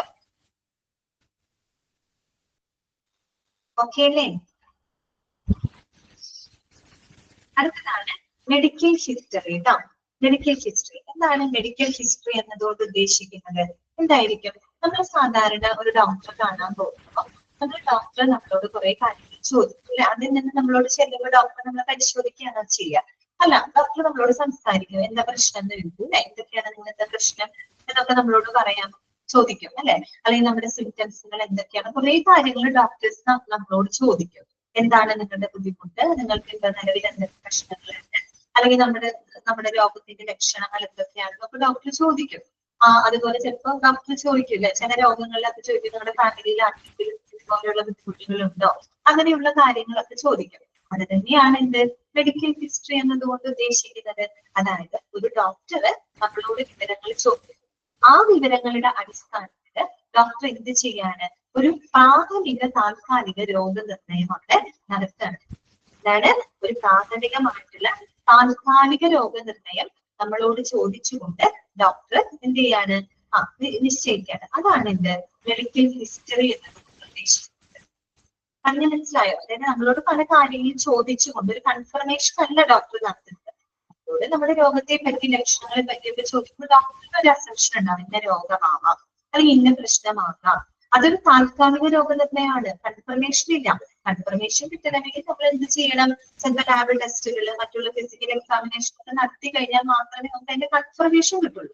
പക്ഷെ രോഗിയിൽ നിന്ന് ചോദിച്ച് വിവരങ്ങളുടെ അടിസ്ഥാനത്തിൽ ഡോക്ടർ നടത്തുന്ന ഒരു പ്രാഥമിക താൽക്കാലിക രോഗനിർണയം, അതിനുവേണ്ടി ഡോക്ടർ നമ്മളിൽ നിന്നും കളക്ട് ചെയ്യുന്ന ഡാറ്റ ആണ് എന്ത് മെഡിക്കൽ ഹിസ്റ്ററി എന്നതുകൊണ്ട് ഉദ്ദേശിക്കുന്നത്. ഓക്കെ, അപ്പൊ നോക്കാം, വാട്ട് ഈസ് മെഡിക്കൽ ഹിസ്റ്ററി? അവിടെ ആദ്യത്തെ പോയിന്റ് അണ്ടർലൈൻ ചെയ്ത് വെക്കാം. The data physician uses to establish a preliminary provisional diagnosis on which to base the treatment of the patient. Underline ചെയ്ത് വെക്കാം കേട്ടോ. അത്രയും നിങ്ങൾ അണ്ടർലൈൻ ചെയ്ത് വെക്കാം. എന്താണ് മെഡിക്കൽ ഹിസ്റ്ററി എന്ന് പറഞ്ഞാല്? It is the data. ഇത് ഡാറ്റയാണ് the physician uses to establish a preliminary provisional diagnosis. അതായത് ഒരു ഡോക്ടർ പ്രാഥമികമായിട്ടുള്ള താൽക്കാലിക രോഗനിർണയം നടത്തുന്നതിനായിട്ട് ഒരു ഡോക്ടർ ഉപയോഗപ്പെടുത്തുന്ന ഡാറ്റ, അതിനെയാണ് നമ്മൾ എന്ത് പറയുന്നത്? മെഡിക്കൽ ഹിസ്റ്ററി എന്ന് പറയുന്നത്. On which to base the treatment of the patient. അല്ല, അതിനെ ബേസ് ചെയ്തുകൊണ്ടാണ് നമ്മൾ പേഷ്യന്റിന് ഒരു ട്രീറ്റ്മെന്റ് ആരംഭിക്കുന്നത്. ഇനി ഒരു മെഡിക്കൽ ഹിസ്റ്ററിക്കകത്ത് എന്തെല്ലാം കാര്യങ്ങളാണ് ഉൾപ്പെടുന്നത്? It includes chief complaint. അല്ല, ആ രോഗിയുടെ പ്രധാനപ്പെട്ട പ്രശ്നം എന്താണ്, അല്ലെ? Chief complaint. രണ്ടാമത്തത് പ്രസന്റ് ഇൽനെസ്, നിലവിൽ ആ രോഗിയുടെ അസുഖം എന്താണ്, എന്ത് അസുഖമായിട്ടാണ് അതിന് ഡോക്ടറെ നിലവിൽ കാണാനായിട്ട് വന്നിട്ടുള്ളത്. അതുപോലെ പാസ്റ്റ് മെഡിക്കൽ ഹിസ്റ്ററി, അവരുടെ പഴയ മെഡിക്കൽ ഹിസ്റ്ററി, അവർക്ക് മുമ്പ് എപ്പോഴെങ്കിലും ഈ പ്രശ്നങ്ങൾ ഉണ്ടായിട്ടുണ്ടോ, മറ്റേതെങ്കിലും സമയത്ത് അവരെ അങ്ങനെയുള്ള ട്രീറ്റ്മെന്റ് അതിന്റെ ഭാഗമായിട്ട് എടുത്തിട്ടുണ്ടോ, അങ്ങനെയുള്ളതൊക്കെ ചോദിക്കും, അല്ലെ? അതാണ് പാസ്റ്റ് മെഡിക്കൽ ഹിസ്റ്ററി. പിന്നെന്താണ്? Family history. പ്രത്യേകിച്ച് നമ്മളൊരു അലർജിക് പ്രോബ്ലംസ് ഒക്കെ ആയിട്ടാണ് ഡോക്ടറെ കൺസൾട്ട് ചെയ്യാൻ പോകുന്നതെങ്കിൽ ഡോക്ടർ എന്തായാലും നമ്മളോട് ചോദിക്കും, നിങ്ങളുടെ ഫാമിലിയിൽ ആർക്കെങ്കിലും ഇങ്ങനെ വല്ല ബുദ്ധിമുട്ടുണ്ടോ? ചോദിക്കാറില്ലേ? ആസ്മ അല്ലെങ്കിൽ അലർജിക് പ്രോബ്ലംസ് അങ്ങനെയൊക്കെ ആയിട്ട് പോകുമ്പോൾ ഡോക്ടേഴ്സ് നമ്മളോട് ചോദിക്കുന്ന ഒരു കാര്യമാണ്, അല്ലെ? ഇപ്പൊ ഫാമിലി ഹിസ്റ്ററി ചോദിക്കാറുണ്ട്. അതുപോലെ തന്നെ review of system. Review of system എന്ന് പറഞ്ഞാൽ എന്താ ഉദ്ദേശിക്കുന്നത് എന്നറിയോ? Review of the entire human body system ആണ്. അതായത് മൊത്തത്തിൽ അവരുടെ ആ ഒരു ബോഡി സിസ്റ്റത്തിനെ പറ്റിയിട്ടുള്ളൊരു അവലോകനമാണ്. നമുക്കറിയാം, നമ്മുടെ ഹ്യൂമൻ ബോഡി സിസ്റ്റം എന്ന് പറഞ്ഞു കഴിഞ്ഞാല് ഒരുപാട് സിസ്റ്റംസ് ഉണ്ട്, അല്ലെ? അതായത് ഇപ്പോ എന്താ പറയാ, സർക്കുലേറ്ററി സിസ്റ്റം ഉണ്ട്, അല്ലെ? രക്തപര്യന വ്യവസ്ഥയുണ്ട്, അതുപോലെ തന്നെ റെസ്പിറേറ്ററി സിസ്റ്റം ഉണ്ട്, എക്സ്ക്രീറ്ററി സിസ്റ്റം ഉണ്ട്, പിന്നെന്താ റീപ്രൊഡക്റ്റീവ് സിസ്റ്റം ഉണ്ട്, അല്ലെ? അതുപോലെ എൻഡോക്രൈൻ സിസ്റ്റം ഉണ്ട്. അങ്ങനെ എല്ലാ ഒരുപാട് സിസ്റ്റംസ് അടങ്ങിയതാണ് നമ്മുടെ ഹ്യൂമൻ ബോഡി എന്ന് പറയുന്നത്, അല്ലെ? അപ്പോ നമ്മുടെ ഹ്യൂമൻ ബോഡി സിസ്റ്റത്തിനെ പറ്റിയിട്ട് മൊത്തത്തിലുള്ള ഒരു അവലോകനം, അതായത് ഒരു ഓവറോൾ ഹെൽത്തിനെ പറ്റിയിട്ടുള്ള ഒരു റിവ്യൂവും അതിനോടൊപ്പം തന്നെ നമ്മളോട് ചോദിക്കുന്നുണ്ട്. ഓക്കെ, ക്ലിയർ ആയോ പറഞ്ഞത്? മനസ്സിലായില്ലേ? മെഡിക്കൽ ഹിസ്റ്ററി എന്ന് പറഞ്ഞു കഴിഞ്ഞാല് ഒരു ഡോക്ടർക്ക് താൽക്കാലിക രോഗനിർണയം നടത്തുന്നതിന് വേണ്ടിയിട്ട് ഡോക്ടർ നമ്മളിൽ നിന്നും ചോദിച്ച് ഉപയോഗപ്പെടുത്തുന്ന ആ ഡാറ്റ, അതാണ് മെഡിക്കൽ ഹിസ്റ്ററി. അതിനകത്ത് ഉൾപ്പെടുത്തുന്നത് chief complaint, present illness, past medical history, അതുപോലെ ഫാമിലി ഹിസ്റ്ററി, അതുപോലെ review of the system. Review of system means review of the entire body system. ഇതാണ് ഇവിടെ ഉദ്ദേശിക്കുന്നത്. ഓക്കെ അല്ലേ? നിങ്ങൾക്ക് മനസ്സിലായല്ലോ മെഡിക്കൽ ഹിസ്റ്ററി എന്താണെന്ന്? ക്ലിയർ ആയില്ലേ? നെക്സ്റ്റ് വരുന്നതാണ് ഫിസിക്കൽ എക്സാമിനേഷൻ. ഫിസിക്കൽ എക്സാമിനേഷൻ എന്ന് പറഞ്ഞാൽ എന്താണ്? ശാരീരികമായിട്ടുള്ള പരിശോധന. അപ്പൊ നമുക്കറിയാം, മെഡിക്കൽ ഹിസ്റ്ററിയിലൂടെ നമ്മൾ താൽക്കാലിക രോഗനിർണയം നടത്തുന്നത്, പക്ഷെ ഫിസിക്കൽ എക്സാമിനേഷനിലൂടെ നമുക്ക് ആ രോഗത്തിന് കറക്റ്റ് ആയിട്ട് എന്ത് ചെയ്യാൻ പറ്റും? നമുക്ക് കൺഫേം ചെയ്യാനായിട്ട് സാധിക്കും, അല്ലെ? ശാരീരിക പരിശോധനയിലൂടെ. അപ്പൊ നോക്കാം, physical examination provides base line data about the patient to help the physician in deciding a diagnosis, in deciding or in confirming the diagnosis. അതാണ് അതിന്റെ കറക്റ്റ് കേട്ടോ. അതായത് ഒരു ഡയഗ്നോസിസ്, ഒരു ഫിസിഷ്യന് തന്റെ ഡയഗ്നോസിസ്, രോഗനിർണയം തീരുമാനിക്കാൻ അല്ലെങ്കിൽ അത് കൺഫേം ചെയ്യുന്നതിന് വേണ്ടിയിട്ട് ഒരു രോഗിയുടെ എല്ലാ വിവരങ്ങളും, ബേസ് ലൈൻ ഏറ്റവും പ്രധാനപ്പെട്ട അടിസ്ഥാനപരമായിട്ടുള്ള വിവരങ്ങൾ പ്രൊവൈഡ് ചെയ്യുന്ന ഒന്നാണ് ഫിസിക്കൽ എക്സാമിനേഷൻ എന്ന് പറയുന്നത്, അല്ലെ? ശാരീരിക പരിശോധനയിലൂടെ ലഭിക്കുന്ന വിവരങ്ങൾ എന്ന് പറഞ്ഞാൽ അത് രോഗിയുടെ ഏറ്റവും അടിസ്ഥാനപരമായിട്ടുള്ള വിവരങ്ങളാണ് നമുക്ക് അതിലൂടെ ലഭിക്കുന്നത്. അതിനെ ബേസ് ചെയ്തുകൊണ്ടാണ് ഒരു ഡോക്ടർ അവരുടെ ഡയഗ്നോസിസ് അവിടെ കൺഫേം ചെയ്യുന്നത്. ഓക്കെ, അപ്പൊ നോക്കാം, the examination should include all the body systems. അപ്പൊ ഫിസിക്കൽ എക്സാമിനേഷൻ എന്ന് പറഞ്ഞാൽ അതിലെന്താണ്, മുഴുവൻ ബോഡി സിസ്റ്റത്തിന്റെയും ഇവാലുവേഷൻ അവിടെ നടക്കുന്നുണ്ട് അല്ലെ. ഏതെങ്കിലും ഒരു പർട്ടിക്കുലർ ഭാഗത്തിന് മാത്രമല്ല, മൊത്തത്തിൽ അവരുടെ ഓവറോൾ ബോഡി സിസ്റ്റത്തിനെ പറ്റിയിട്ടുള്ള പരിശോധനകൾ നടക്കുന്നുണ്ട്. ഒരു എന്ത് ചെയ്താൽ ഒരു ബ്ലഡ് ടെസ്റ്റ് ചെയ്താൽ തന്നെ നമുക്ക് ഓവറോൾ ഹെൽത്തിനെ പറ്റി ഒരു ഐഡിയ കിട്ടും. ഒരു CBC ടെസ്റ്റ് ഒക്കെ ചെയ്ത് കഴിഞ്ഞാൽ തന്നെ നമുക്ക് ഓവറോൾ ഹെൽത്തിനെ പറ്റിയിട്ടൊരു ഐഡിയ കിട്ടും. പിന്നീട് അതിൽ നിന്നും വാരിയേഷൻസിനനുസരിച്ച് നമുക്ക് സ്പെഷ്യലൈസ് ആയിട്ടുള്ള ടെസ്റ്റുകളും മറ്റുമൊക്കെ ചെയ്യാനായിട്ട് സാധിക്കും. ഓക്കെ, ഇനി എന്താണ്, the degree of details റിലൈസ് on the age and sex of the patient, symptoms, other physical findings of laboratory data. അതായത് നമുക്ക് ഈ ഫിസിക്കൽ എക്സാമിനേഷനിലൂടെ ലഭിക്കുന്ന വിവരങ്ങളുടെ വ്യാപ്തി, അതിന്റെ അളവ് എന്ന് പറയുന്നത് എന്തിനെയൊക്കെ ആശ്രയിച്ചിരിക്കുന്നു എന്നാണ് പറയുന്നത്. ഒന്ന് ഏജ്, ഡിപെൻഡ്സ് ആണ് ഏജ്, അതായത് രോഗിയുടെ വയസ്സ്. പിന്നെ സെക്സ് ഓഫ് ദ പേഷ്യന്റ്, അതായത് പേഷ്യന്റിന്റെ ജെൻഡർ ഐഡന്റിറ്റി, അത് മെയിൽ ആണോ അതോ ഫീമെയിൽ ആണോ, അതുപോലെ അവരുടെ രോഗലക്ഷണങ്ങൾ, പിന്നെ അവരുടെ മറ്റുള്ള ശാരീരികമായിട്ടുള്ള കണ്ടെത്തലുകൾ, ലബോറട്ടറി ഡാറ്റ. ഇതിനനുസരിച്ച് കൊണ്ട് നമുക്ക് ആ ലഭിക്കുന്ന വിവരങ്ങളുടെ അളവിൽ വ്യത്യാസം ഉണ്ടായിരിക്കും. എന്താ അത് ഉദ്ദേശിക്കുന്നത്, അതായത് നമുക്ക് ഫിസിക്കൽ ശാരീരിക പരിശോധനയോടെ ലഭിക്കുന്ന വിവരങ്ങൾ എന്ന് പറയുന്നത് അത് ഓരോരുത്തരുടെ ഏജിനും സെക്സിനും അനുസരിച്ച് വ്യത്യാസം ഉണ്ടാവും അല്ലെ.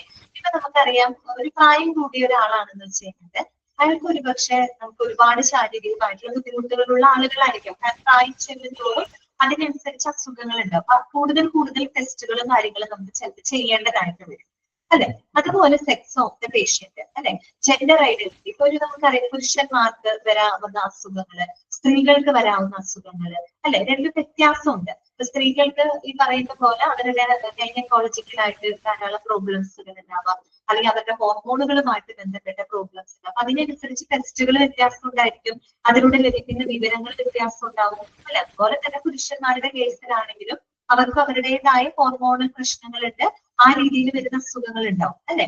അപ്പൊ എല്ലാം ആ ജെൻഡർ ഐഡന്റിറ്റിക്ക് അനുസരിച്ച് ഈ ലഭിക്കുന്ന ഡാറ്റയിൽ വ്യത്യാസങ്ങൾ ഉണ്ടാവും അല്ലെ.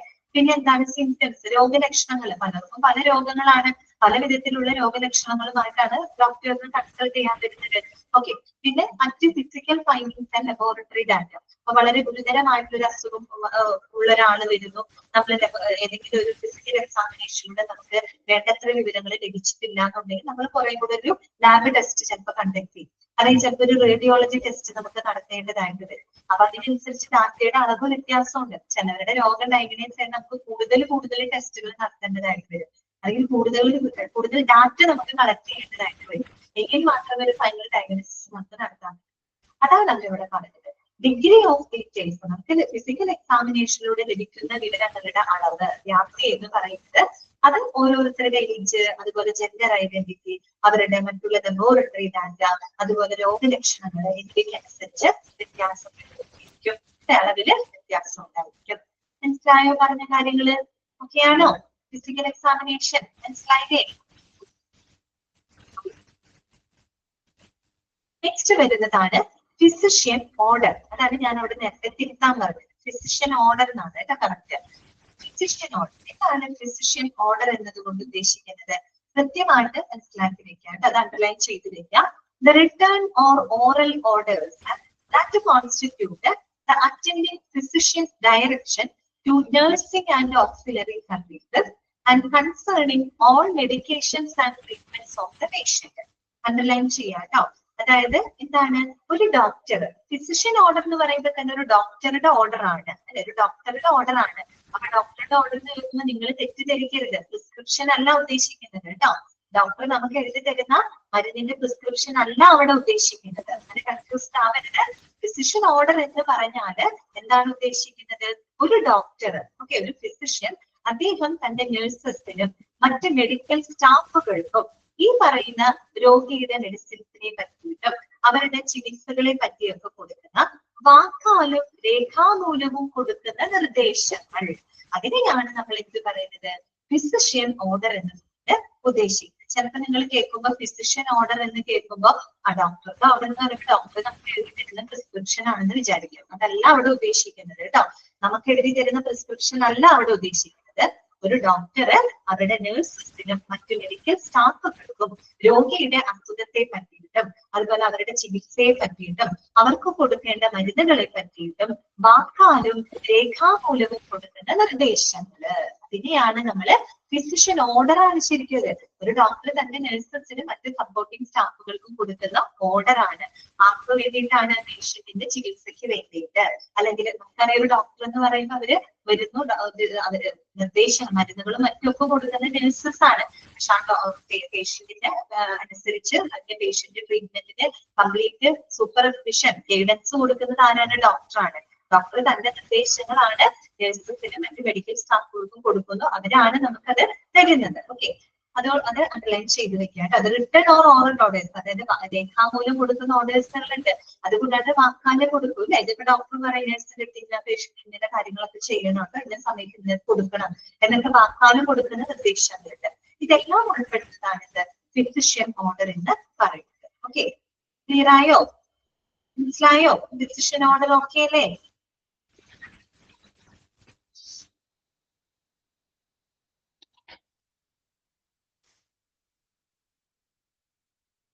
നെക്സ്റ്റ് വരുന്നതാണ് പ്രോഗ്രസ് നോട്ട് കേട്ടോ. എന്താണ് പ്രോഗ്രസ് നോട്ട്? ആ പേരിൽ തന്നെ നമുക്ക് മനസ്സിലാവും. പ്രോഗ്രസ് നോട്ട് ആരെ പറ്റിയുള്ള പ്രോഗ്രസ് ആയിരിക്കും? പേഷ്യന്റിന്റെ പ്രോഗ്രസ് ആണ്. ഒരു പേഷ്യന്റ് ട്രീറ്റ്മെന്റ് എടുക്കുന്നു, സ്വാഭാവികമായിട്ട് അവര് ബെറ്റർ ആകുന്നു അല്ലെ. അപ്പൊ അവരുടെ ആ ഒരു എന്താ പറയാ പ്രോഗ്രസിനെ പറ്റിയിട്ടുള്ള രേഖകളാണ് അവിടെ ഉദ്ദേശിക്കുന്നത് കേട്ടോ. നോക്കാം, it is related to the cause of the patient illness. ഓർത്ത് വെക്കാട്ടോ, ഒരു പ്രോഗ്രസ് നോട്ടിനകത്ത് എന്തൊക്കെ കാര്യങ്ങളാണ് ഉൾപ്പെടുത്തുന്നത്. It is related to the cause of the patient illness, അതായത് ആ രോഗിയുടെ അസുഖ കാരണം, കോസ് ഓഫ് ഇൽനെസ്. അതുപോലെ തന്നെ റെസ്പോൺസ് ടു ട്രീറ്റ്മെന്റ്, ഓരോ ട്രീറ്റ്മെന്റിനോടുള്ള പേഷ്യന്റിന്റെ റെസ്പോൺസ് എന്താണ്. അതുപോലെ and status on discharge, discharge ചെയ്യുന്ന സമയത്ത് രോഗിയുടെ കണ്ടീഷൻ, അവരുടെ സ്റ്റാറ്റസ് എന്താണ്. ഇങ്ങനെയുള്ള കാര്യങ്ങളുമായിട്ട് ബന്ധപ്പെട്ട ഒന്നാണ് പ്രോഗ്രസ് നോട്ട് എന്ന് പറയുന്നത്. ഓക്കെ, പ്രോഗ്രസ് നോട്ട് എന്ന് പറഞ്ഞാൽ എന്താണ്? That is related to the cause of patient illness, രോഗിയുടെ അസുഖ കാരണം. പിന്നെ റെസ്പോൺസ് ടു ട്രീറ്റ്മെന്റ്, ട്രീറ്റ്മെന്റ് കൊടുക്കുമ്പോൾ അതിനോടുള്ള രോഗിയുടെ റെസ്പോൺസ് എങ്ങനെയാണ്. റെസ്പോൺസ് എന്ന് വെച്ചാൽ രോഗിയുടെ ബോഡി ആ ഒരു ട്രീറ്റ്മെന്റിനോട് എത്രത്തോളം നല്ല രീതിയിൽ റെസ്പോണ്ട് ചെയ്യുന്നുണ്ട് എന്നുള്ള കാര്യങ്ങൾ. പിന്നെ സ്റ്റാറ്റസ് ഓൺ ഡിസ്ചാർജ്, ഡിസ്ചാർജ് ചെയ്യുന്ന സമയത്ത് രോഗിയുടെ കണ്ടീഷൻ. ഇത്തരം വിവരങ്ങളുമായിട്ട് ബന്ധപ്പെട്ടതാണ് പ്രോഗ്രസ് നോട്ട്. ഓക്കെ, അടുത്തത് എന്താണ്? Attending physician is responsible for the completion of progress note. ഈ ഒരു പ്രോഗ്രസ് നോട്ട് കംപ്ലീറ്റ് ചെയ്യാനുള്ള ഉത്തരവാദിത്തം ആർക്കാണുള്ളത്? നോട്ട് ചെയ്ത് വെക്കുക, അറ്റൻഡിംഗ് ഫിസിഷ്യൻ ആണ്. നോക്കാണ്, അറ്റൻഡിംഗ് ഫിസിഷ്യൻ ആണ് കംപ്ലീഷൻ പ്രോഗ്രസ് നോട്ടുകൾ കംപ്ലീറ്റ് ചെയ്യുന്നതിനുള്ള റെസ്പോൺസിബിലിറ്റി ഉള്ളത്. ഓക്കെ, നോക്കിയേ, it consists of an admission note, follow-up note and the final note. അപ്പൊ ഒരു പ്രോഗ്രസ് നോട്ട് എന്ന് പറയുമ്പോൾ അതിനകത്ത് എന്തൊക്കെ ഉൾപ്പെടുന്നുണ്ട്? Admission note, follow up note, final note. Clear ആയോ? ഇതൊക്കെയാണ് admission note, follow up note, final note. അത് തന്നെയാണ് നമ്മൾ മുകളിൽ പറഞ്ഞ കാര്യം. അഡ്മിഷൻ നോട്ട് എന്ന് പറഞ്ഞാൽ ശരിക്കും എന്താണ്? അഡ്മിഷനുമായിട്ട് ബന്ധപ്പെട്ട കാര്യങ്ങൾ അല്ലെ. അതായത് എന്ത് കാരണം കൊണ്ടാണ് ആ പേഷ്യന്റ് അഡ്മിറ്റ് ചെയ്യപ്പെട്ടത്, അത് തന്നെയല്ലേ കോസ് ഓഫ് പേഷ്യന്റ് ഇൽനെസ് എന്ന് നമ്മൾ പറഞ്ഞത്. പേഷ്യന്റിന്റെ അസുഖത്തിനുള്ള കാരണം, ആ കാരണം നമ്മൾ എവിടെ രേഖപ്പെടുത്തും? അഡ്മിഷൻ നോട്ടിനകത്ത്. എന്തുകൊണ്ട് അഡ്മിറ്റ് ആയി അല്ലെ, ആ രോഗത്തിന്റെ എന്ത് രോഗം കൊണ്ടാണ് അത് അഡ്മിറ്റ് ആയെന്നുള്ളത് രേഖപ്പെടുത്തും. അത് തന്നെയാണ് അഡ്മിഷൻ നോട്ട്. പിന്നെ രണ്ടാമത് നമ്മൾ പറഞ്ഞ റെസ്പോൺസ് ടു ട്രീറ്റ്മെന്റ്, ഓരോ ചികിത്സയോടുള്ള പേഷ്യന്റിന്റെ റെസ്പോൺസ്, അത് തന്നെയാണ് ഫോളോ അപ്പ് നോട്ട് എന്ന് പറയുന്നത്. ഫോളോ അപ്പ് ആണ്, അതായത് നമ്മൾ ട്രീറ്റ്മെന്റ് എടുക്കുന്ന സമയത്ത്, പ്രൊസീജിയർ എടുക്കുന്ന സമയത്ത് ഏത് രീതിയിലാണ് ആ പേഷ്യന്റ് അതിനോട് റെസ്പോണ്ട് ചെയ്യുന്നത്, ആ കാര്യങ്ങളാണ് അതിന്റെ രേഖപ്പെടുത്തുന്നത് ഫോളോ അപ്പ് നോട്ട്. പിന്നെ ലാസ്റ്റ് നമ്മൾ ഇവിടെ പറഞ്ഞില്ലേ സ്റ്റാറ്റസ് ഓൺ ഡിസ്ചാർജ് അല്ലെ. ഡിസ്ചാർജ് സമയത്ത് രോഗിയുടെ സ്റ്റാറ്റസ്, അതിന്റെ ഫൈനൽ നോട്ട് എന്ന് പറയുന്നത്. ഡിസ്ചാർജ് ചെയ്ത് പോകുമ്പോൾ അവരുടെ കണ്ടീഷൻ എന്താണ്, അത് final note. Okay, admission note, follow up note, final note കേട്ടോ. ഇനി നോക്കാം അഡ്മിഷൻ നോട്ട്. അതിനകത്ത് ആദ്യം നമ്മൾ പറഞ്ഞ അഡ്മിഷൻ നോട്ട് ഉണ്ടല്ലോ, അതിനകത്ത് എന്തെല്ലാം കാര്യങ്ങളാണ് ഉൾപ്പെടുത്തുന്നത് നോക്കി. Admission note consist of the general condition of the patient at the time of admission. Admission സമയത്ത് ആ രോഗിയുടെ കണ്ടീഷൻ എന്താണ് എന്നതിനെ പറ്റിയുള്ള വിവരങ്ങൾ നമ്മൾ അഡ്മിഷൻ നോട്ടിനകത്ത് രേഖപ്പെടുത്തും. ഓക്കെ, അതുപോലെ തന്നെ ഹിസ്റ്ററി ആൻഡ് ഫിസിക്കൽ ഇൻഫർമേഷൻ ആ മാർക്ക്ഡ് ഹിയർ. അതായത് മെഡിക്കൽ നമ്മൾ പഠിച്ച മെഡിക്കൽ ഹിസ്റ്ററി, പിന്നെ ഫിസിക്കൽ എക്സാമിനേഷനിലൂടെ ലഭിച്ച വിവരങ്ങൾ, അതും നമ്മൾ ഇതിനകത്ത് ഉൾപ്പെടുത്തുന്നുണ്ട്, അഡ്മിഷൻ നോട്ടിനകത്ത് ഓക്കെ. പിന്നെ അടുത്തത് എന്താണ്? Progress notes include all treatments provided and patients response to each. Same കാര്യം തന്നെയാണ് പറയുന്നത്. പ്രോഗ്രസ് നോട്ട് എന്ന് പറഞ്ഞു കഴിഞ്ഞാൽ നമ്മൾ ആ രോഗിക്ക് കൊടുക്കുന്ന എല്ലാ ട്രീറ്റ്മെന്റ്സും അതിനോടുള്ള പേഷ്യന്റിന്റെ റെസ്പോൺസ് നമ്മൾ കൃത്യമായിട്ട് ക്ലിയർ ആയോ? പ്രോഗ്രസ് നോട്ട് എന്താണെന്ന് മനസ്സിലായോ? അപ്പൊ പ്രോഗ്രസ് നോട്ട് എന്ന് പറഞ്ഞു കഴിഞ്ഞാൽ 3 നോട്ടുകളാണ്. Admission note, follow up note, final note. Admission നോട്ടിനകത്ത് നമ്മൾ ഉൾപ്പെടുത്തും രോഗി അഡ്മിറ്റ് ചെയ്യുന്ന സമയത്ത് രോഗിയുടെ കണ്ടീഷൻ എന്താണ്, പിന്നെ അവരുടെ മെഡിക്കൽ ഹിസ്റ്ററി, ഫിസിക്കൽ എക്സാമിനേഷൻ, അങ്ങനെയുള്ള കാര്യങ്ങളൊക്കെ നമ്മൾ അഡ്മിഷൻ നോട്ടിനകത്ത് രേഖപ്പെടുത്തുന്നത്. ഇനി ഈ പ്രോഗ്രസ് നോട്ട് കംപ്ലീറ്റ് ചെയ്യുന്നത് ആരാണ്? ആർക്കാണ് അതിന് റെസ്പോൺസിബിലിറ്റി ഉള്ളത്? Attending physician. ഓക്കെ, ക്ലിയർ ആയോ?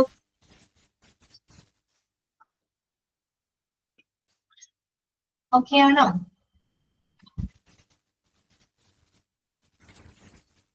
നെക്സ്റ്റ് വരുന്നതാണ് പാത്തോളജി റിപ്പോർട്ട്സ് കേട്ടോ.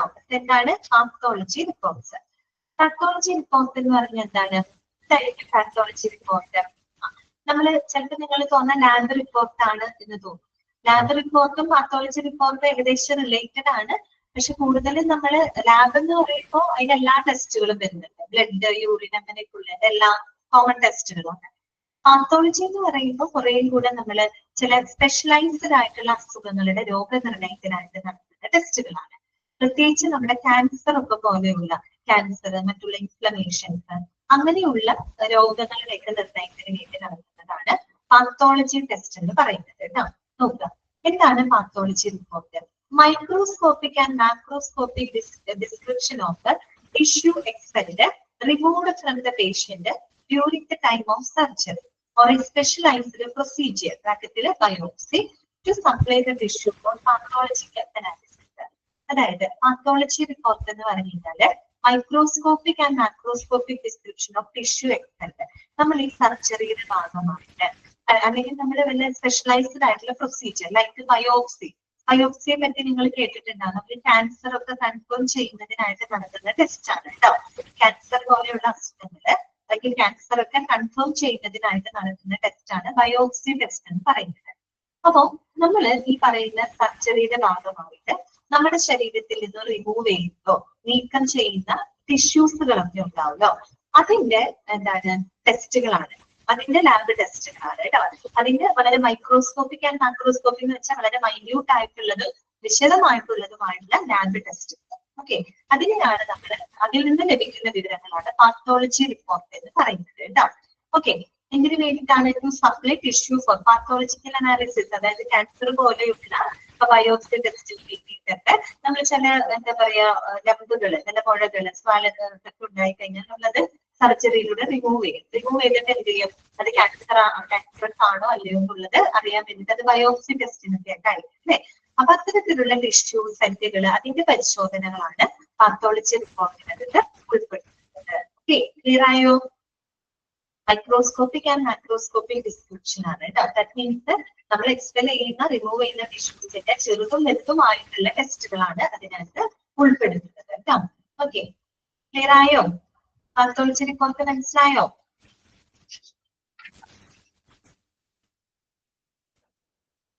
നെക്സ്റ്റ് വരുന്നത് എന്താണ്? Radiology report. നമുക്കറിയാലോ റേഡിയോളജി റിപ്പോർട്ട് എന്ന് പറയുമ്പോൾ എന്താണ്? നമ്മൾ എക്സ്റേ എടുക്കുന്നുണ്ട്, സ്കാനിങ് എടുക്കുന്നുണ്ട് അല്ലെ. അപ്പൊ അതിന്റെയൊക്കെ റിപ്പോർട്ടുകളാണ് റേഡിയോളജി റിപ്പോർട്ട് എന്നതുകൊണ്ട് ഉദ്ദേശിക്കുന്നത് കേട്ടോ. It include x-ray, radio active scanning, thermography, xerography and ultrasonography. എല്ലാവിധ ടെസ്റ്റുകളും. എക്സ്റേ ഉണ്ട്, റേഡിയോ ആക്റ്റീവ് സ്കാനിങ് ഉണ്ട് അല്ലെ. ന്യൂക്ലിയർ മെഡിസിൻ നമ്മൾ പഠിച്ചപ്പോ അതിലെ റേഡിയോ ആക്റ്റീവ് സ്കാനിങ്ങുകൾ നടത്തുന്നുണ്ട്. തെർമോഗ്രഫി എന്ന് പറയുന്ന ടെമ്പറേച്ചർ വാരിയേഷൻസിലൂടെ നമുക്ക് പല ഇമേജുകളൊക്കെ എടുക്കുന്നുണ്ട് കേട്ടോ. അതിനെയാണ് തെർമോഗ്രഫി എന്ന് പറയുന്നത് കേട്ടോ. ഓക്കെ, അതായത് തെർമൽ ഇമേജിംഗ് ആണ് കേട്ടോ. തെർമൽ ഇമേജിംഗ് എന്നും പറയാറുണ്ട്. ഓക്കെ, പിന്നെ സീറോഗ്രഫി എന്ന് പറഞ്ഞാൽ എക്സ്റേ തന്നെയാണ് ഉദ്ദേശിക്കുന്നത്. പിന്നെ അൾട്രാസോണോഗ്രഫി, അൾട്രാസൗണ്ട് സ്കാനിങ്ങുകൾ, അതൊക്കെ നമ്മൾ ചെയ്യാറില്ലേ. അപ്പൊ അങ്ങനെയുള്ള റിപ്പോർട്ടുകളാണ് ഇതിനകത്ത് വരുന്നത്. റേഡിയോളജി റിപ്പോർട്ട് എല്ലാവർക്കും അറിയാം. ഇമേജിംഗ് ടെസ്റ്റുകൾ, അതിന്റെ റിപ്പോർട്ടുകളും കാര്യങ്ങളും കേട്ടോ. നെക്സ്റ്റ് വരുന്നതാണ് കൺസൾട്ടേഷൻ റിപ്പോർട്ട്. കൺസൾട്ടേഷൻ റിപ്പോർട്ട് എന്ന് പറഞ്ഞാൽ എന്തായിരിക്കും? നമ്മളൊരു ഡോക്ടറിനെ പോയി കൺസൾട്ട് ചെയ്യുമ്പോൾ ഡോക്ടർ എഴുതുന്ന റിപ്പോർട്ട്, നമ്മളെ പറ്റി എഴുതുന്ന റിപ്പോർട്ട് അല്ലെ, അതാണ് എന്ത്? Consultation report. then it includes an opinion of a patient's condition by a specialized physician. Okay, അത്രേ ഉള്ളൂ കേട്ടോ. അവിടെ നിന്ന് അണ്ടർലൈൻ ചെയ്ത് വെക്കുക. അതായത് ഒരു രോഗിയുടെ കണ്ടീഷനെ പറ്റിയിട്ടുള്ള ഡോക്ടറുടെ അഭിപ്രായം, ഡോക്ടറുടെ ഒപ്പീനിയൻ, അതാണ് കൺസൾട്ടേഷൻ റിപ്പോർട്ട് എന്ന് പറയുന്നത്. ഇനി നോക്കുക, this opinion is dependent upon the review of the patient's medical record, the examination of attending physician, and the conference with the attending physician. അത് വേറൊന്നുമല്ല, അതായത് നമ്മൾ പറഞ്ഞല്ലോ ഒരു രോഗിയെ പറ്റിയിട്ടുള്ള, രോഗിയുടെ അവസ്ഥയെ പറ്റിയിട്ടുള്ള ഡോക്ടറുടെ രേഖപ്പെടുത്തലാണ് ഇത് കൺസൾട്ടേഷൻ റിപ്പോർട്ട് എന്ന് പറയുന്നത്. അപ്പൊ ആ ഒരു കൺസൾട്ടേഷൻ റിപ്പോർട്ട് എന്തിനെയൊക്കെ ആശ്രയിച്ചിരിക്കുന്നു എന്നാണ് പറയുന്നത്?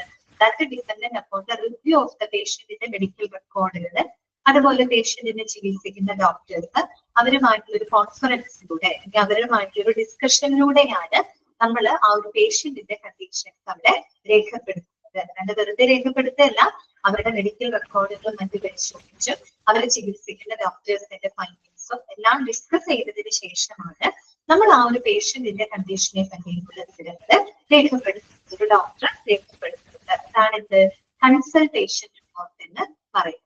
നിങ്ങൾ ആ സെന്റൻസ് തന്നെ ഓർത്തു വെച്ചാൽ മതി കേട്ടോ. It includes an opinion of a patient condition by a specialised physician. ഒരു ഡോക്ടർ അല്ലെ പേഷ്യന്റിന്റെ കണ്ടീഷനെ പറ്റിയിട്ടുള്ള ഒരു സ്പെഷ്യലൈസ്ഡ് ഒരു ഡോക്ടറുടെ എന്താണ് ഒപ്പീനിയൻ, അഭിപ്രായം, അതാണ് രേഖപ്പെടുത്തത്. അതിനെയാണ് നമ്മൾ കൺസൾട്ടേഷൻ റിപ്പോർട്ട് എന്നതുകൊണ്ട് ഉദ്ദേശിക്കുന്നത്. ക്ലിയർ ആയോ? മനസ്സിലായോ? നെക്സ്റ്റ് വരുന്നതാണ് അനസ്തേഷ്യ റിപ്പോർട്ട്. അറിയാലോ അനസ്തേഷ്യ റിപ്പോർട്ട് എന്തായിരിക്കും നോക്കിക്കാലോ. It includes medication before operation, amount of concentration of anaesthesia given, time given and effect. നമുക്കറിയാം സർജറിക്ക് മുൻപായിട്ട് നമ്മൾ എന്ത് കൊടുക്കാറുണ്ട്? അനസ്തേഷ്യ കൊടുക്കാറുണ്ട് അല്ലെ. അപ്പൊ അനസ്തേഷ്യയുമായിട്ട് ബന്ധപ്പെട്ട എല്ലാ വിശദാംശങ്ങളും it includes medication before operation, ഓപ്പറേഷന് മുൻപായിട്ട് നമ്മൾ കൊടുക്കുന്ന മരുന്നുകൾ, അതായത് അനസ്തേഷ്യ മരുന്നുകൾ, amount of concentration of anaesthesia given, എത്ര അളവിലാണ് നമ്മൾ അനസ്തേഷ്യ കൊടുക്കുന്നത്, അതുപോലെ ടൈം ഗിവൻ, എത്ര സമയത്തേക്കാണ് നമ്മൾ അനസ്തേഷ്യ കൊടുക്കുന്നത്, ആൻഡ് ഇറ്റ്സ് ഇഫക്റ്റ്, അനസ്തേഷ്യയുടെ ഇഫക്റ്റ് എന്താണ്, അങ്ങനെയുള്ള വിശദാംശങ്ങളുടെ ഇതിനകത്ത്.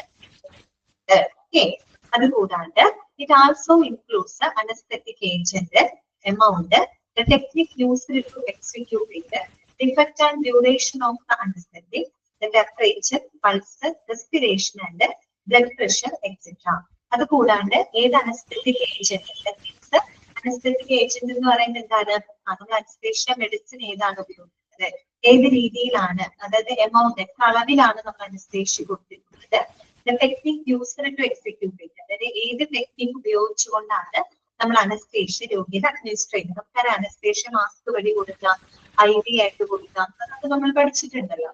ഓക്കെ, അപ്പൊ ഏത് രീതിയിലാണ് ആ ഒരു അനസ്തേഷ്യ മെഡിസിൻസ് ഒക്കെ അഡ്മിനിസ്റ്റർ ചെയ്ത് എക്സിക്യൂട്ട് ചെയ്യുന്നത്, ഇഫക്റ്റ്, അനസ്തേഷ്യ ഇഫക്റ്റ് എന്താണ്, അതുപോലെ ഡ്യൂറേഷൻ ഓഫ് അനസ്തേഷ്യ, അനസ്തേഷ്യയുടെ ആ ഒരു ഡ്യൂറേഷൻ എത്ര സമയം വരെയുണ്ട്, അതോടൊപ്പം നമ്മൾ ആ രോഗിയുടെ temperature, pulse, respiration, blood pressure, ഇങ്ങനെയുള്ള വിവരങ്ങളെല്ലാം തന്നെ അതിനകത്ത് രേഖപ്പെടുത്തുന്നത്. ക്ലിയർ ആയോ? ഇതൊക്കെ സിമ്പിൾ ആയിട്ടുള്ള കാര്യങ്ങളാണ്. അനസ്തേഷ്യ റിപ്പോർട്ടിനകത്ത് എന്തൊക്കെയായിരിക്കും? അനസ്തേഷ്യ സംബന്ധമായിട്ടുള്ള എല്ലാ വിശദാംശങ്ങളും അതിനകത്ത് രേഖപ്പെടുത്തും. പിന്നെ അനസ്തേഷ്യ കൊടുക്കുന്ന ഡോക്ടറുടെ, അനസ്തേഷ്യ സ്പെഷ്യലിസ്റ്റ് ഒക്കെ ഉണ്ടല്ലോ, ആ ഡോക്ടറുടെ വിവരങ്ങളും അതിനകത്ത് രേഖപ്പെടുത്തും. അതൊക്കെ പറഞ്ഞിട്ടില്ല, പക്ഷെ അത് രേഖപ്പെടുത്തും. ഓക്കെ, ഏത് ടൈപ്പ് അനസ്തേഷ്യയാണ് കൊടുത്തത്, എത്ര അളവിൽ കൊടുത്തു, ഏത് രീതിയിൽ കൊടുത്തു, അതിന്റെ ഇഫക്റ്റ് എന്താണ്, എത്ര സമയത്തേക്കായിട്ടാണ് കൊടുത്തത്, പിന്നെ അതോടൊപ്പം നമ്മൾ അനസ്തേഷ്യയുടെ സമയത്ത് ബ്ലഡ് പ്രഷർ, അവരുടെ ടെമ്പറേച്ചർ, റെസ്പിറേഷൻ, ഇങ്ങനെയുള്ള കാര്യങ്ങൾ രേഖപ്പെടുത്തുന്നത്. Okay, clear?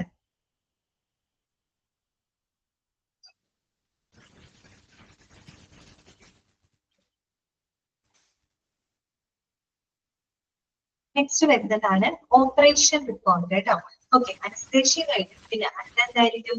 Operation report. ഇപ്പൊ ചില പേഷ്യൻസിൽ നമ്മൾ സർജറി മറ്റുമൊക്കെ ചെയ്യാറുണ്ട് അല്ലെ, അതുമായിട്ട് ബന്ധപ്പെട്ട വിവരങ്ങളാണ് അവിടെ രേഖപ്പെടുത്തുന്നത്.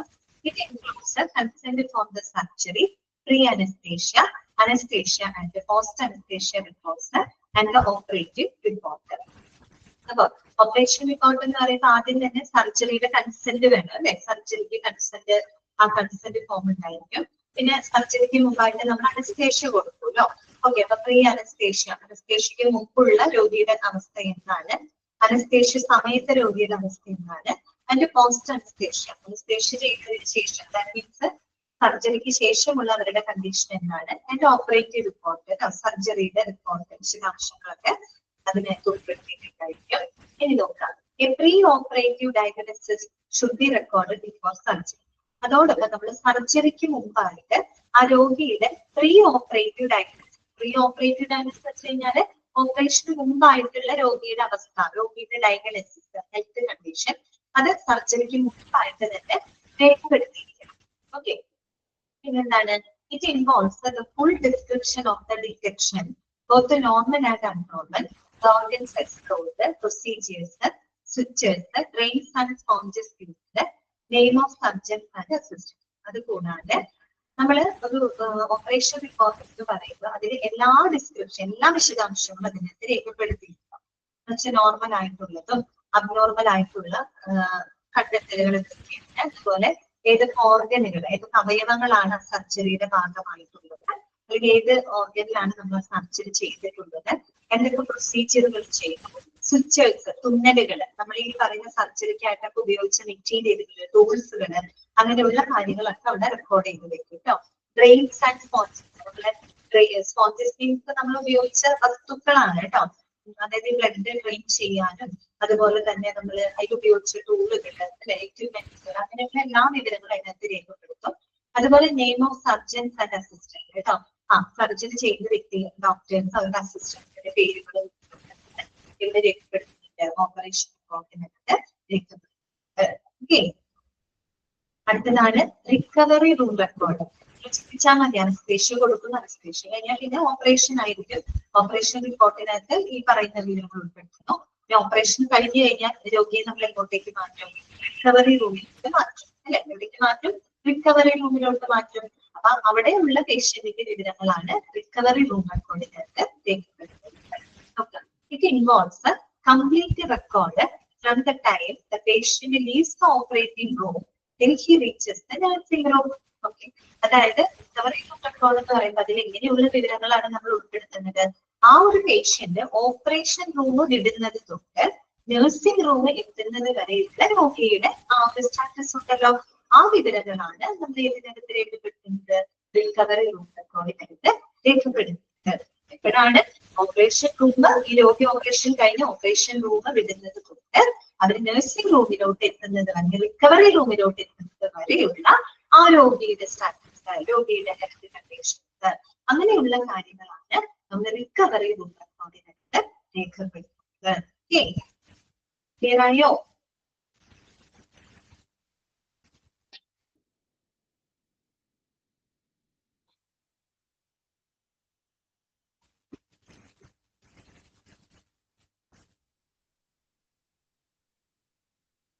ഓക്കെ, നമുക്ക് ഇന്നത്തെ ക്ലാസ്സിൽ അവസാനിപ്പിക്കാം കേട്ടോ. ഇനി നമുക്ക് കുറച്ചും കൂടെ പഠിക്കാനുണ്ട്, ക്ലിനിക്കൽ ഡാറ്റകൾ കുറച്ചും കൂടെ നോക്കാനുണ്ട് കേട്ടോ.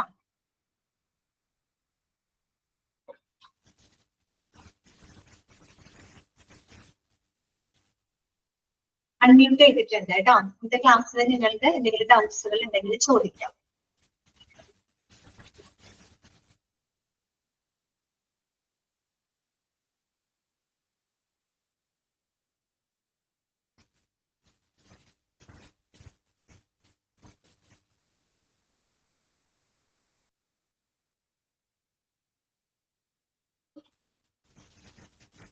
ഓക്കെ, ക്ലാസ് എല്ലാവർക്കും ക്ലിയർ ആണെന്ന് വിചാരിക്കുന്നു കേട്ടോ. ഓക്കെ അല്ലേ എല്ലാവർക്കും? ഓക്കെ, അപ്പൊ നമുക്ക് നെക്സ്റ്റ് ക്ലാസ്സിൽ കാണാം കേട്ടോ. Thank you.